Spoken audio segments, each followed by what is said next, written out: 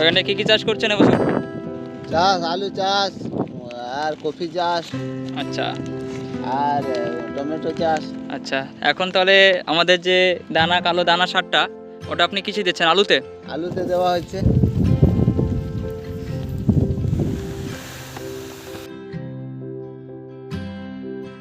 আমাদের তো কালারও ভালো আছে, গাছ ঝাড়ও করতেছে, আর এই সামনেই তো লাগানো আছে। অন্যান্য গাছে অতটা নাই, গ্রোথ নাই। আচ্ছা, যেমন লাল হয়ে যাচ্ছে, 3-4 রকমের রং দেখা যায়, কোথায় ছোট কোথায় বড়। আমার একই কালার, একই রকমের রং।